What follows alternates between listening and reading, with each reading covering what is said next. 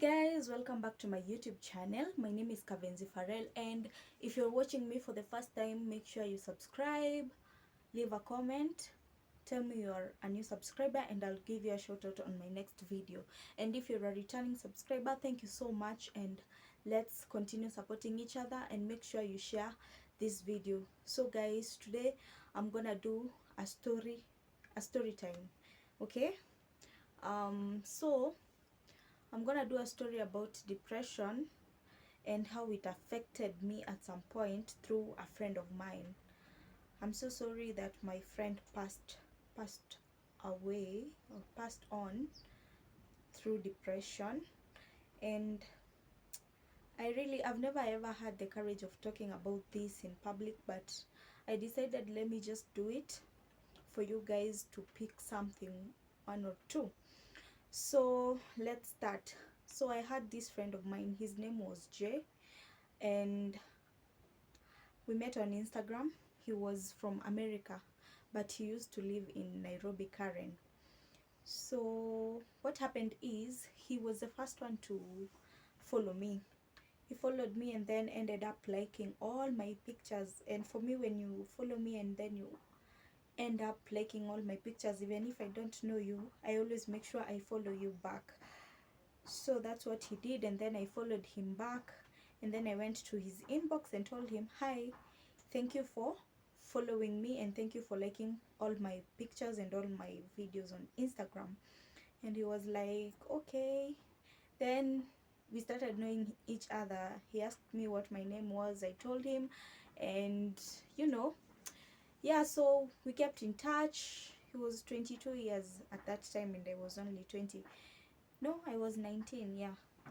So we kept in touch to continue. We continued talking. No, he was 21 at that time. I was 19. He was 21.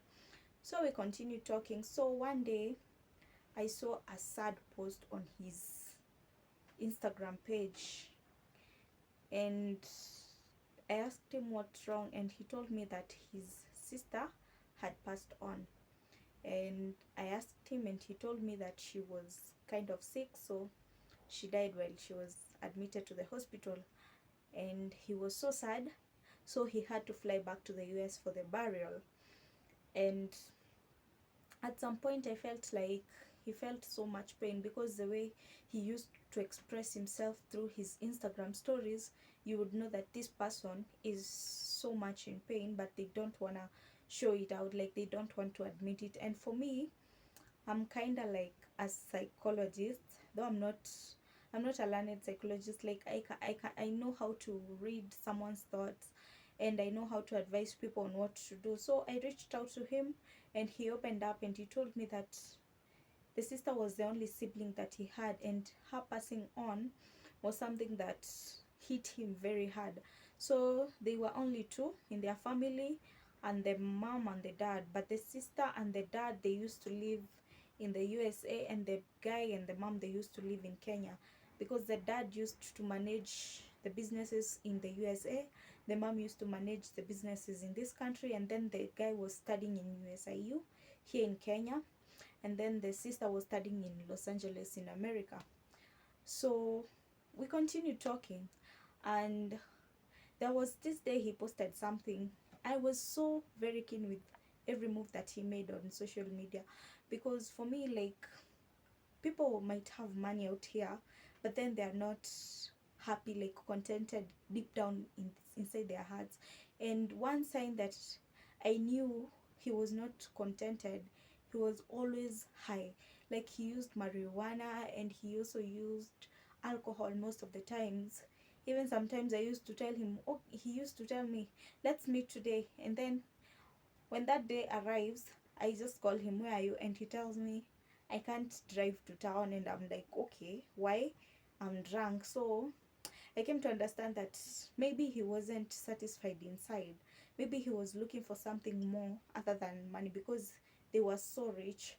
So I guess he was looking for love and affection. Yes, he had love and affection from his family, but then I guess he was looking for a soulmate.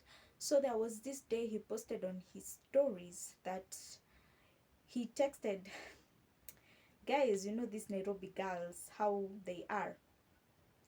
So one girl reached out to him on Instagram. They started getting to know each other, and then they decided to meet at Kemp. No, it wasn't in Kempinski. They were to meet at Quiver Lounge. Yeah, Quiver. So the guy went because he had a car. He went to pick the girl at his house. Where? When he was on his way there, when the girl was coming, now they came, punched the guy, and stole everything from him. They only left him the car and the car keys. Everything, the phone, everything that was inside the car was stolen. And then he was punched and and he was taken to the nearest hospital. And then, by God's grace, he was okay. He only he only had some few injuries. So he posted that Nairobi love is fake. Yeah, that's what he posted on his Instagram. Nairobi love is fake. If you know that you're coming to me and you just want my money, make your intentions clear. But don't tell me that you love me and you don't make it clear to me that you just want to come and use me for my money and everything. So I figured it out, like this guy needed true love, of which I had to cancel him and tell him that you only find true love within yourself. Like you find yourself, you first love yourself, you make sure that you attract yourself, make yourself happy, and then love will come find you. So the guy was like, I won't be meeting anyone as of now. I'll just settle at home.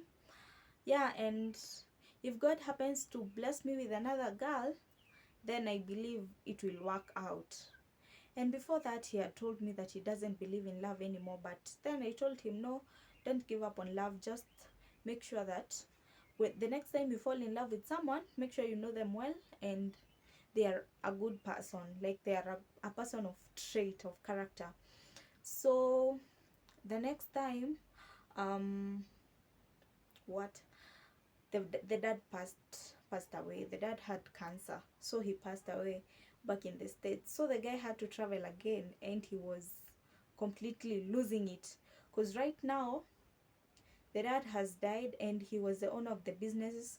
He was the only one who could control the businesses. So the guy was forced to drop out of school to start running all those businesses. Now he had to run the businesses of the ones that were in America and the ones that were here in the country, in Kenya. So he had to stop schooling. And yeah, that's when he met a girl on Instagram. I won't mention her name, but I know her very well, though she doesn't know me and I wouldn't want her to know me. Yeah, so they met on Instagram. But then the character traits of this girl, my guys, when you're looking for a girl, make sure that your craziness matches with hers and vice versa. Don't look for someone who is super crazy and you know that you're not crazy as her. Okay? Yeah, so he met this girl, but this girl was a professional twerker. She used to go to the clubs and get paid for twerking, like, you know. So when he met the girl, he had some Kenyan friends who used to tell him, like on his Instagram stories, you are not supposed to date that girl. She's not good for you. She's just there for the money, and she will end up dumping you because she belongs to the streets. That's what all the guys used to advise him. But then he was like, no, I love her because she's a good cook, she's crazy like me, and she loves weed. But then my guy was so chilled. Like, yes, he loved partying, taking drugs, but he wasn't this kind of a hyper. He was kind of introverted, not extroverted like the girl. So what happened is the girl ended up cheating on him on the day of his birthday. The guy lost his mind, like totally. This is the only girl he trusted, like with everything that has been going around his world. He trusted this girl. They had even flown out of the country to go to the dad's funeral. Like, he paid for her visa, ensured that she had a passport, and then the girl ended up disappointing him. So now my guy came and told me, hey, you know what, I'm done with love. And I was like, I told you to find someone who's the same who has the same level of madness as you. And so he decided not to love again, and then he went out of the country. That was last year. Yeah, that was last year. He went out of the country and then came back. He was saying that he won't come back, but then he had to come back. So he came back, continued with partying, and then one day I saw him posting some sad emojis, and then I was like, what's up? What's wrong? The mother now had died of the same cancer. Wow, guys. I try to put myself in that guy's situation. Like, you have everything today. Everything doesn't necessarily mean money and all the riches, but your family. Family is very, very important. Very. But then he lost them within 6 months. They were all gone. Like 1, 2, 3, 4 down. His mother died. And I remember that night when the mother died, I found a missed call on my Instagram. It was him, by the way. He called me. He tried reaching out to me. And I went online and I was like, what's up? And he told me, my mom just passed on. I don't know what to do with this life because right now I'm so alone. And then, you know, guys, like, you're the only friend that can talk to him because all his other friends are just party freaks. They don't care about life. They're just there. And I was like, no, don't say that. There's so many people out here who love you and all that. Little did I know that he was so much getting into depression. Yes, I knew he was stressed, but I never knew that it would get to an extent that he would have suicidal thoughts on his head. But then that wasn't immediately at that particular point because he traveled to Los Angeles, and I remember even we talked when he was there, and he told me that his cousins are taking care of him. And then when he traveled there, he came back. And then when he came back now, he found his last girlfriend now, the real girlfriend that loved him for who he was and everything. But before they met, he had adopted a young girl. She was, I think, around 4. So when I saw him posting about them, I was like, are you sure about this too? Are you sure about this girl now? And he was like, yeah, she's a good girl, she's a fine babe. And I'm like, oh, congratulations. And I checked the profile. By the way, that girl is so professional. Like, even if you go and check her stories, I won't mention her name, just go and, like, when you go and check her out, she's professional. And if it's money, she had her own money. She wasn't there for money. So I was like, oh, I'm so happy for you that you finally found someone that you could settle down with. And he was like, yeah, I'm also happy, and I hope everything that happened to me before won't happen. And I was like, nothing will happen. This girl looks like she's a mature woman and she's ready to settle down any day, any time. And he was like, yeah. At that time now, he was 22. Wow. No, he was 23 or 22. I don't remember exactly. So when he adopted a kid and now he had a girlfriend, I was like, oh, Fuchs, my job now is done. Like, my job of advising him, telling him not to be stressed out, I figured that all out in my head. Like, I knew, he's okay, he'll be okay. And the fact that he decided to date again shows that he's ready to settle down. And the fact that he has a kid, he can't do anything to harm himself. Little did I know that his heart was still empty. He might have had the love that he wanted, or the kid to fill his empty space, but still he missed his family. Like, for him, what I learned is that family was very important to him. So there was this one day, he was back in the States. Yeah, he was back in the States, and I used to even follow his girlfriend on IG.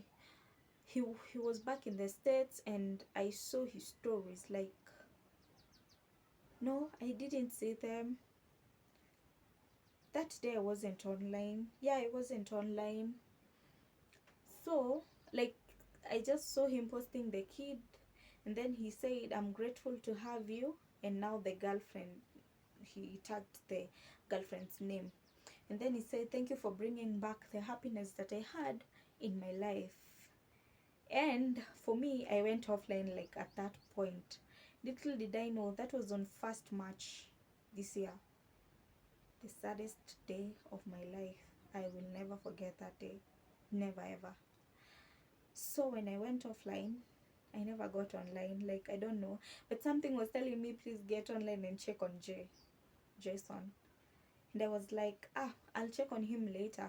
He's alright. He has his girlfriend. He wouldn't think of doing. My friends, let me tell you, never ignore your instincts. When your instincts are telling you to check up on someone, please do, because you don't know what that person is going through.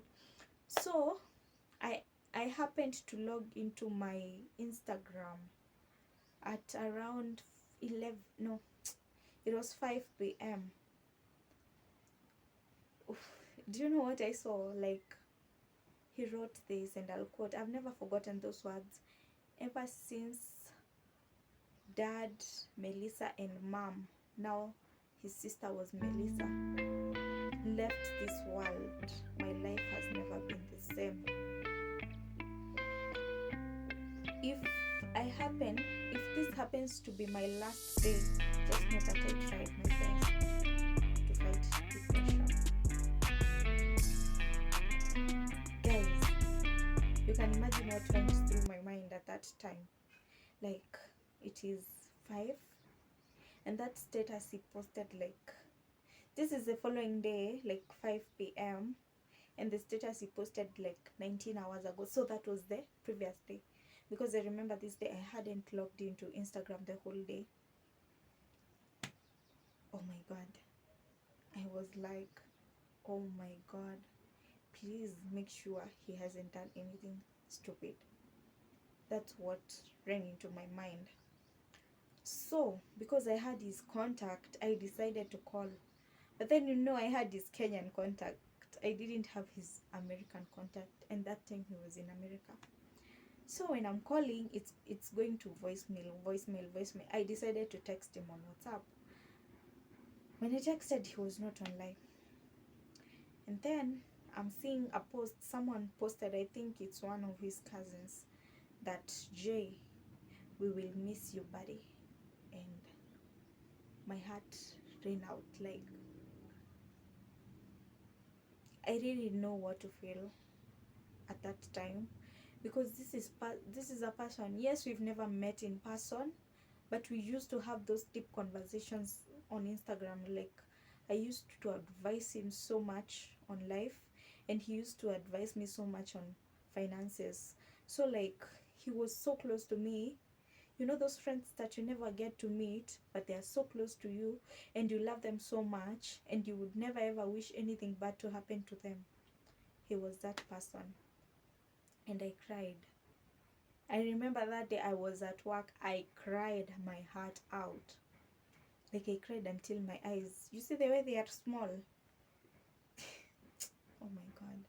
They became red, and then they became even a little bit smaller than the way they are. I really cried, because I was like, if I never ignored the fact that he lost his family and still needed my help throughout this hard phase of life, he would probably still be alive. If I never assumed that, now you have a girlfriend, you'll be okay. Sometimes your friends are more important than your girlfriends. Like, yeah, they are more important, because sometimes you only talk to your girlfriends maybe about love and romance, and you don't get to talk to them about some things that are disturbing you. And maybe someone that, there is a friend that knows you very well, that you get to open up to and tell them what is disturbing you, like what is in your mind, what's disturbing you, what's affecting you. So I think I was that kind of a person, and I always blame myself, and I always say that if only I never went offline that day when I saw that post of him posting his kid, maybe I would have saved his life. But I don't know, I just say that it's God's will, because if that was his day, then he happened to die because he committed suicide. And oh my god, I was so terrified and I blamed myself. I almost got into depression, but then I was like, no, I can't get into depression. So I decided to check up on the girlfriend and see how she's doing. So I texted her, and like explaining who you are, because she never knew me. I only followed her, but we'd never talked. So I talked to her and I told her, in case of anything, you just call me on this number. And she was like, okay. And then on her status, she was like, she she screenshotted a call, the last call that Jason did to her. It was at 8:20 p.m. in Kenya, but back in Los Angeles, the time there, I think it was around 2:20 p.m. Yeah, that around that time. And she said that this was the last call, and you only called to say that you love me and you always will. And I was like, oh my god, what is this girl feeling right now? So I decided to tell her, if you need any counseling.